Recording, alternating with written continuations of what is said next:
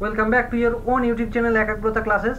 তোমরা যারা semester 4 student আছো আন্ডার ক্যালকাটা ইউনিভার্সিটির এবং জার্নালিজম অ্যান্ড মাস কমিউনিকেশন সাবজেক্টে তোমাদের অনার্স আছে, তাদের জন্য আজকের এই ভিডিওটি অত্যন্ত গুরুত্বপূর্ণ।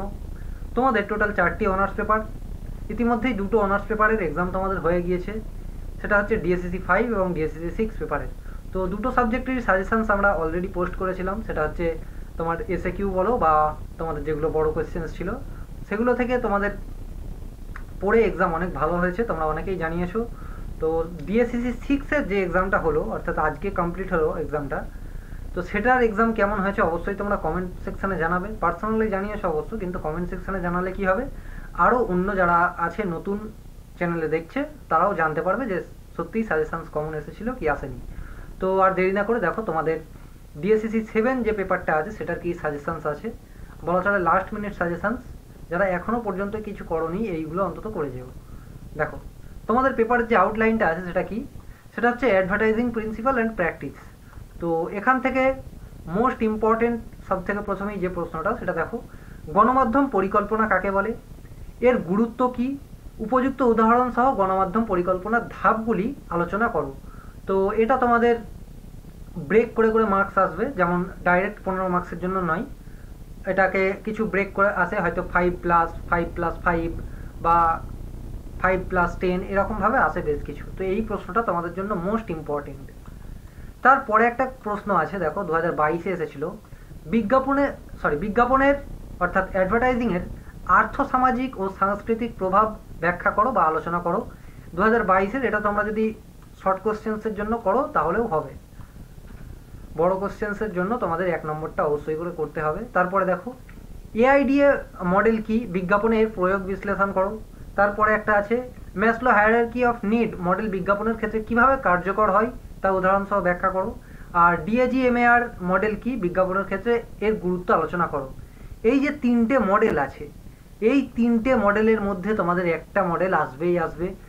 এর মধ্যে থেকেও আমি বলে দিচ্ছি তোমাদের এই 4 নম্বর মডেলটা আসার সম্ভাবনা সব থেকে বেশি। তাই অবশ্যই করে তোমরা এই 3টে মডেল তো করবেই, কিন্তু 4 নম্বরটা বেশি এফোর্ট দিয়ে পড়বে। তারপরে দেখো বিজ্ঞাপন সংস্থা নির্বাচনের ক্ষেত্রে একজন বিজ্ঞাপন দাতাকে কোন কোন বিষয় বিবেচনা করতে হয়। বিজ্ঞাপন দাতা অর্থাৎ যিনি বা যার কোম্পানির জন্য সে দিতে চাইছে অ্যাডভার্টাইজমেন্ট। সাপোজ আমার যদি কোম্পানি হয়, আমি চাইছি যে আমার যে একাগ্রতা ক্লাসেস আছে এটার আমি অ্যাডভার্টাইজিং করতে চাচ্ছি, তাহলে আমি হলাম কি বিজ্ঞাপন দাতা। পরবর্তী দেখো বিজ্ঞাপন সংস্থা ও তার ক্লায়েন্টের মধ্যে সম্পর্ক বিশদে আলোচনা করো। এটা হচ্ছে 2022-এর, অলরেডি এসেছিল, এটা 5 মার্কসের জন্য তোমরা দেখতে পারো। একটি বহুজাগতিক অর্থাৎ মাল্টি ন্যাশনাল যেগুলো কোম্পানি হয়, বহুজাগতিক কোম্পানি তৈরি নতুন ঠান্ডা পানীয়ের বিজ্ঞাপনের প্রচারাভিযানের জন্য সম্ভাব্য পদক্ষেপগুলির বর্ণনা দাও। 2022-এর এটা এসেছিল। তারপর দেখো বিজ্ঞাপন বাজেট কাকে বলে, মোস্ট ইম্পর্টেন্ট তোমাদের এক্সামের জন্য বিজ্ঞাপন বাজেট। এই বাজেট নির্ধারণের জন্য মূল বিষয়গুলি কী কী উদাহরণসহ আলোচনা করো। 2022-এ এসেছিল এটা। তারপর দেখো সারোগেট অ্যাডভার্টাইজিং এবং সারোগেসি বনাম স্যাবোটেজ বিজ্ঞাপন আলোচনা করো। এটা হচ্ছে এই বনাম অর্থাৎ এটার পার্থক্য তোমরা করলেই হবে। নেক্সট দেখো বিজ্ঞাপন নীতি নৈতিকতা আইন অর্থাৎ এথিক্স অ্যান্ড ল আলোচনা করো, মোস্ট ইম্পর্টেন্ট, এটা তোমাদের ছোট কোয়েশ্চেন্স আকারে দেখলেও হবে। তারপরে দেখো বিজ্ঞাপন ক্যাম্পেইন কি, এর পরিকল্পনা কিভাবে করা হয়, ক্যাম্পেইন নির্মাণের 3টি ধাপ কী কী, উপযুক্ত উদাহরণ সহ উত্তর দাও বা ব্যাখ্যা করো, মোস্ট ইম্পর্টেন্ট। এই প্রশ্নটাও তোমরা ছেড়ে যেও না। পরবর্তী একটা প্রশ্ন দেওয়া আছে, দেখো বিজ্ঞাপন গবেষণা কি, মুদ্রণ মাধ্যমের বিজ্ঞাপনের প্রি টেস্টিং ও পোস্ট টেস্টিং উপযুক্ত উদাহরণ সহ আলোচনা করো। 2021-এ এসেছিল। একটি বিজ্ঞাপন সংস্থার গঠন ও কার্যাবলী, এটা একটু দেখে নেবে, এটাও তোমাদের আসার সম্ভাবনা অত্যন্ত প্রবল। আর সব থেকে এখন যেগুলো বেশি হয়েছে অনলাইন অ্যাডভার্টাইজিং, তো সেটার জন্য তোমাদের এই 15 নম্বরটা অবশ্যই পড়তে হবে। অনলাইন বিজ্ঞাপনের বিভিন্ন প্রকারভেদগুলি কী কী, অর্থাৎ মানে কী ধরনের বিজ্ঞাপন হয়ে থাকে, কত প্রকার হয়ে থাকে, এই সব জিনিসগুলো তোমাকে উদাহরণ সহ লিখতে হবে এবং এর সুবিধা অসুবিধাগুলো তোমাকে অবশ্যই মেনশন করতে হবে। কিন্তু তোমাদের যদি নাও বলে যে সুবিধা অসুবিধা যদি নাও বলা থাকে, তোমরা মানে লেখার ক্ষেত্রে অবশ্যই লিখবে। পরবর্তী দেখো কয়েকটা এক্সট্রা কোশ্চেন্স দেওয়া আছে। আচ্ছা আগে বলে দিই তোমরা কোনগুলো আগে করবে, সিরিয়াল ওয়াইজ। দেখো সব থেকে প্রথমে তোমাদের যেটা করতে হবে 1 নম্বর প্রশ্নটা, অর্থাৎ গণমাধ্যম পরিকল্পনা কাকে বলে। তারপরে করতে হবে তোমাদের, এটাও একটু দেখে নেবে ছোট কোশ্চেন হিসাবে। তারপরে তোমরা করবে হচ্ছে ম্যাসলোর হায়ারার্কি নিড বা মডেল। তো এই 1 নম্বর আর 4 নম্বরটা প্রথমে করবে। তারপর তোমরা করবে হচ্ছে এই 9 নম্বর প্রশ্নটা।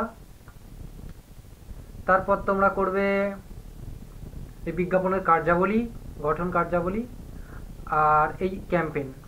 এই কটা প্রশ্ন আগে করবে। তারপর আরেকটা এই 15 নম্বরের, এটাও তোমরা করে নেবে। এই 5টা কোয়েশ্চেন্স আমি মোস্ট ইম্পর্টেন্ট বললাম, এইগুলো তোমাদের আগে করতে হবে। তাহলে বলবে তাহলে কি বাকিগুলো করব না, এমনটা মোটেও নয়, বাকিগুলো তোমাদের অবশ্যই রিড করতে হবে। তো এবারে দেখো আর কয়েকটা মোস্ট ইম্পর্টেন্ট আছে, সেগুলো আমি এক্সট্রা কোয়েশ্চেন্স হিসাবে দিয়েছি। এগুলো করলে তোমাদের মোটামুটি অল ওভার 5 মার্কস 15 মার্কস সব কভার হয়ে যাবে। দেখো এআইডিএ মডেল এবং ডিএজিএমআর মডেল কি, এটা তোমরা আগেই দেখেছো, দেওয়া আছে, আলাদা আলাদাভাবে দেওয়া আছে। দুটোকে মার্জ করে পড়তে গেলে এইভাবে পড়তে হবে। তারপরে বিজ্ঞাপন যোগাযোগে এই মডেলগুলির ভূমিকা ও প্রয়োগ উদাহরণসহ লেখো। যদি তোমরা আগে উপরে যে কোশ্চেন্সগুলো দেওয়া আছে সেগুলো করে নাও, তাহলে এটা এমনিই কভার হয়ে যাবে। অর্থাৎ ওই যে দুটো প্রশ্ন মার্জ করে এইভাবেও আসতে পারে 15 মার্কসের জন্য। এটা তোমাদের এলে কি হবে 5 মার্কস, সরি 5 + 10। তারপরে দেখো এসডব্লিউটি বিশ্লেষণ কাকে বলে, বিপণন ও বিক্রয় প্রচারে এর গুরুত্ব কি, একটি পণ্য বিপণন কৌশল নির্ধারণে ইউনিক সেলিং প্রপোজিশন অর্থাৎ ইউএসপি কিভাবে নির্ধারণ করা হয়, উদাহরণসহ ব্যাখ্যা করো। Most important question. তারপরে টার্গেট অডিয়েন্স বা লক্ষ্য শ্রোতা, এই প্রশ্নটা তোমাদের পরীক্ষায় আসার সম্ভাবনা অত্যন্ত প্রবল। এটা তোমাদের 5 মার্কসেও আসার সম্ভাবনা প্রবল আছে। জাস্ট এতটুকু যে টার্গেট অডিয়েন্স বা লক্ষ্য শ্রোতা কাকে বলে। আর এটা যদি 15 মার্কসে আসে কীভাবে আসবে, এর সঙ্গেই জুড়ে আসবে যে বিজ্ঞাপন ক্যাম্পেইনে ব্র্যান্ড পজিশনিং কেন গুরুত্বপূর্ণ এবং সারোগেট বিজ্ঞাপনের নৈতিক দিকগুলো আলোচনা করো। এগুলো 5 মার্কসের জন্য তোমরা দেখে নেবে, প্রত্যেকটা 5 মার্কসের জন্য। তারপরে বিজ্ঞাপন নীতিশাস্ত্র কি, অর্থাৎ অ্যাডভার্টাইজিং এথিক্স, সাংস্কৃতিক কোড, কালচারাল কোড, বিজ্ঞাপনে কিভাবে প্রভাব ফেলে, বিজ্ঞাপন সম্পর্কিত আইন ও নিয়ন্ত্রণ বোর্ড সম্পর্কে আলোচনা করো। এটা তোমাদের 5 মার্কসে জাস্ট এতটুকু করলেই হবে। এটা একটু দেখে নেবে যে বিজ্ঞাপন সম্পর্কিত আইন ও নিয়ন্ত্রণ বোর্ড সম্পর্কে আলোচনা করো বা সংক্ষিপ্ত টিকা লেখো। তো এই ছিল তোমাদের মোটামুটি জার্নালিজম অ্যান্ড মাস কমিউনিকেশন ডিএসসিজি 7 পেপারের সাজেশনস। অলরেডি আমি তোমাদের 2 মার্কসের সাজেশনস দিয়ে দিয়েছি, সেটা তোমরা উপরে আই বাটনে ক্লিক করলে পেয়ে যাবে। এগুলোর উত্তর কোথায় পাবে, উত্তর পাওয়ার জন্য কিছুই করতে হবে না। যদি তোমাদের কাছে উত্তর অলরেডি আগে থেকে পড়ে থাকো সেখান থেকে করে নিও। আর যদি না থেকে থাকে তাহলে কি করতে হবে, আগে চ্যানেলটিকে সাবস্ক্রাইব করতে হবে। প্রথমত চ্যানেল সাবস্ক্রাইব না করা থাকলে কাউকেই আমি উত্তর প্রোভাইড করব না, ঠিক আছে? কেননা একটা আমাদের হোয়াটসঅ্যাপ গ্রুপ আছে, সেই গ্রুপে শুধুমাত্র সাবস্ক্রাইবারদের রাখা হয়েছে। সেখানে কি হয়, এই পিডিএফগুলো শেয়ার করে দেওয়া হয়। তো চ্যানেল সাবস্ক্রাইব করে তোমরা মোটামুটি এই 3টে নাম্বারের যে কোনো একটি নাম্বারে টেক্সট করে দেবে। কি টেক্সট করবে, জাস্ট ভিডিওর লিঙ্কটা শেয়ার করে দেবে, তোমার নাম এবং লিখে দেবে যে পিডিএফ। তাহলে কি হবে, তোমাদের ইনবক্সে মোটামুটি পিডিএফটা সেন্ড করে দেওয়া হবে। তো আশা করি সমস্ত কিছু বোঝা গিয়েছে। এছাড়াও যদি তোমাদের কাছে কোনো কোয়ারিজ থেকে থাকে তাহলে অবশ্যই সেটা কমেন্ট বক্সে জানাও। আশা করি সমস্ত কিছু বোঝা গিয়েছে। অ্যান্ড এইভাবে পড়ো, তোমাদের এক্সাম অনেক ভালো হবে। আর যারা ডিএসসি 6-এর আমাদের সাজেশনস দেখেছো, এক্সাম দিয়েছো, অবশ্যই কমেন্টে কিন্তু জানাবে যে তোমাদের এক্সাম কেমন হয়েছে। Thank you.